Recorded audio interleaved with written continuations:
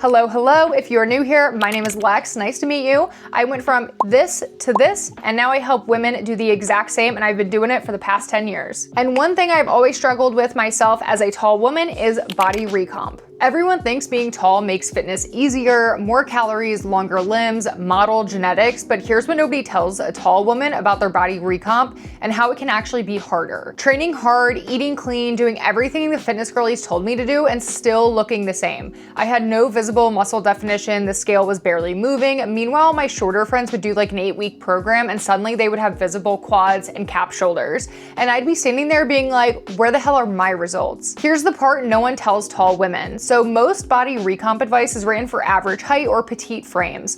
The rules are different when you've got longer limbs and a bigger frame to fill out. So after working with over 500 women through their own transformations, getting certified and testing every approach on my own 5'8" frame, I'm giving you the exact guide I wish somebody handed me. In this video, I'm breaking down body recomp into 5 rules for tall girls. But honestly, even if you're not tall, the science still applies. So let's go step by step. Starting with the big question, is body recomp even real or is it just fitness marketing? Short answer is yes, you can absolutely lose fat and build muscle at the same time, and that's backed by actual research. Recomp is most optimal though if you're new to lifting, coming back after a time off, sitting at a moderate or higher body fat percentage, or if you've never even combined proper training with high protein. Translation though, if any of those things apply to you, you've got untapped gains just sitting right there for you. Your body hasn't adapted yet, so once you give it the right stimulus, it's gonna respond pretty fast. And if you're tall, here's what nobody talks about. Yes, we have longer limbs and more surface area to fill out, which means visible muscle definition does take longer to show up. But on the flip side, your maintenance calories are naturally going to be higher. So what does that actually mean? A 5'1" woman might maintain at 1,600 calories, but at 5'8" and active, you're probably maintaining around 2,000 to 2,400 calories. That means you can eat more food while still losing fat, and you can build more total lean mass over time. So the canvas is bigger, but the painting takes a little bit longer, if that makes sense. So yes, recomp is real and you're probably a great candidate, but is it actually the most effective way to build muscle, or should you do the classic bulk and cut cycling? You've heard it a million times. You can't build real muscle in a deficit, but when you actually look at the research, it's not that black and white. There's some gray area. We have studies where people gain muscle at maintenance or even in a slight deficit as long as their protein was high and their training was dialed in. In trained lifters, researchers compared 3 groups: maintenance, a small 5% surplus, and a bigger 15% surplus. The bigger surplus did cause more weight gain, but most of that extra weight was fat, not muscle. There wasn't some magical explosion of extra gains. More food does not automatically equal more muscle. And for tall women, this actually matters even more than you might think. So let me show you some real numbers. Say you're around 5'8", 150 pounds, lifting 4 to 5 times a week. Your maintenance is probably somewhere in between 21 to 2,400 calories, okay? A standard 300 to 500 calorie bulk puts you at 26 to 2,900 calories a day. And if your tracking is even slightly off, you're easily in a 700 plus surplus without realizing it. That's not gonna be a lean bulk, that's just getting the fluffy look that a lot of women try to avoid. But here's the real mind game for taller women. Because your frame is bigger, 10 pounds of fat gain can look subtle at first. You don't notice it in the mirror for months. Then suddenly, jeans don't fit, your face looks different in photos, you've gained 15 pounds chasing gains that never visibly show up. And because muscle definition takes longer to appear on longer limbs, you spend 6 months bulking, putting on size, and still not looking the way that you expected when you finally cut. This is why so many tall women feel like bulking is a trap. Recomp lets you build muscle without riding that emotional roller coaster. The changes are more gradual, but you actually feel good in your body the entire time. Okay, so if recomp is the move, how do we actually set it up, okay? I'm gonna walk you through all of it. Step 1, find your maintenance. Go to any decent TDEE calculator. I put in 5'8" at 150 pounds, 4 days of lifting a week, and it gives me about 22 to 2,400 calories. Your exact number depends on your activity level, but tall women almost always have a higher baseline than they think. And through body recomp itself, you can actually raise your maintenance over time as you build more metabolically active muscle tissue. From there, your calorie target depends on where you're starting. So if you've got more body fat to lose, aim for around 200 to 300 calories below maintenance.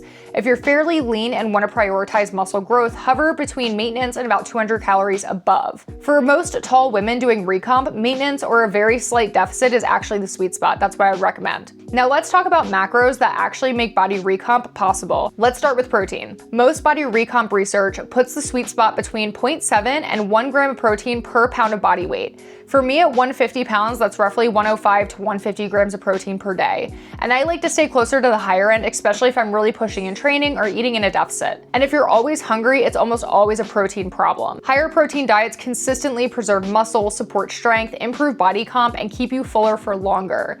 But a quick note on timing, you do not need to sprint to a shaker bottle within 30 minutes of your last rep. What matters way more is your total daily protein and spreading it across 3 to 4 meals. One little hack I personally swear by is 25 to 40 grams of slow digesting protein before bed. So think casein, cottage cheese, or quality protein shake. Research shows this can literally increase muscle protein synthesis while you're asleep, which is pretty dope. But here's the real question. Does hitting your macros mean you can eat whatever you want, or does food quality actually matter? When my base is lean protein, whole food carbs, and healthy fats, I stay full and I naturally stay on track. But when I find myself eating too many protein bars or low-calorie ice creams, I hit my macros on paper, but I'm starving by 9 p.m. and I raid the kitchen. You don't need to eat perfectly clean, okay? That is never what I've said. But you just need to make sure that whole foods are your foundation and you can sprinkle in the fun stuff. Now let's talk actual training, because this is the part that is gonna change your shape, and this is where tall women need to do things differently. Most of the confusion around training comes from not knowing how much is enough. Research shows that for most women, the sweet spot is training each muscle group twice a week, around 10 to 15 of hard sets per muscle per week. 6 to 8 sets will maintain and slowly build, and then 10 to 15 sets is where most people actually grow. And once you're consistently doing 20 plus hard sets per week, you're usually digging yourself into a recovery hole. So you don't need to lift 6 days per week to look the way you want to look or look toned, I promise. But here's where being tall changes the game. Because your limbs are longer, like we've said, every rep requires a greater range of motion, which means more time under tension per rep and more energy expended per set. That's actually a good thing for muscle growth, but it also means you fatigue faster on the same volume as a shorter woman.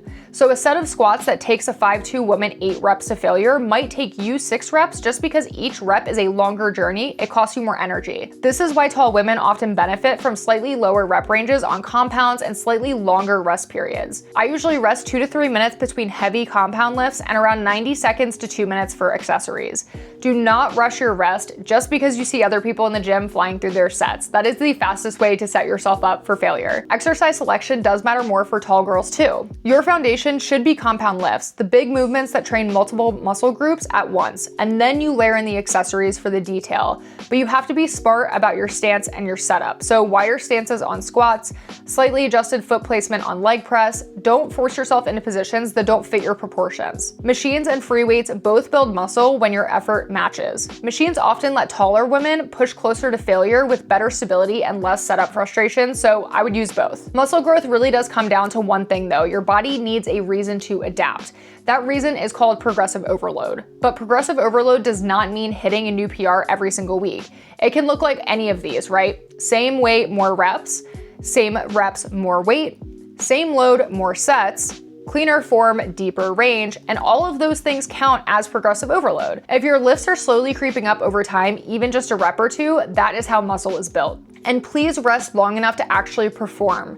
I see a lot of tall women pushing through workouts trying to keep up with shorter training partners, and it sabotages their own progress. So take your time, own your own range of motion. But wait, don't you need cardio to look toned? Here's the reality. For me, a 30-minute run maybe burns 180 to 250 calories. That's less than 1 protein bar. That's why I don't rely on cardio for fat loss only. I use it for heart health, mood, and stress management.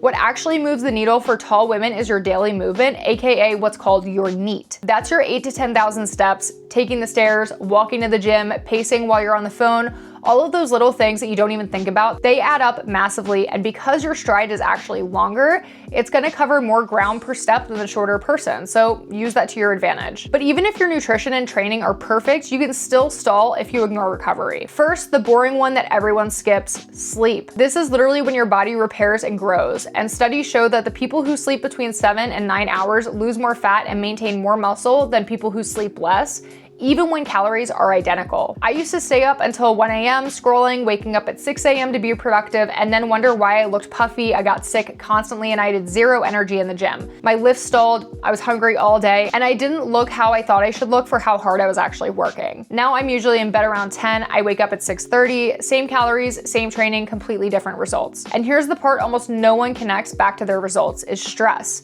Chronic stress keeps cortisol elevated, and that increases water retention and makes it harder to lose fat, especially around your midsection. It also ramps up your cravings and destroys your recovery completely. So for taller women, specifically, elevated cortisol combined with naturally higher baseline calorie needs can trigger overeating patterns that completely erase your deficit even without you realizing it. The best results are built on boring habits done consistently. Walks without your phone, journaling in the morning, taking real rest days, sometimes eating in maintenance instead of just forcing a deficit. Body recomp is not a 4-week shred. It is 6 to 12 months of repeating the basics while your body slowly reshapes. You have to be patient for this process. And for taller women especially, visible changes take longer. Your muscle definition is spreading across a longer frame. It took me about 10 months or so before I saw the kind of definition that made me do a double take in the mirror. The scale is not an accurate way to track your progress, especially as a taller woman. You can gain 3 to 5 pounds of water weight from your cycle, a salty meal, a tough leg day, and when you only compare to the scale, you're gonna perceive that as failure. Instead, what I recommend is track progress photos in the same lighting, measurements, how your clothes fit, and your strength in the gym, of course. If any of those things are improving, you are recomping, even if the number on the scale has not budged. But if things genuinely stall, your lifts aren't going up for weeks, or you don't like how you're looking, that's your cue to pivot and make some changes.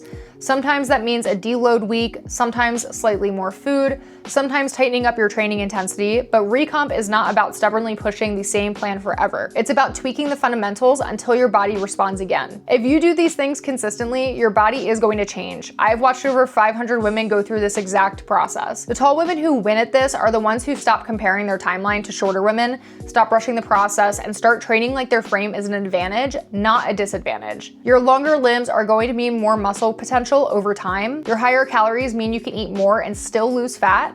And when that muscle finally does show up on your frame, it's going to look incredible, trust me. So if you want more fitness content, training breakdowns, and science-backed guides that actually work for your body, hit subscribe, follow me on Insta, and I'll see you in the next one.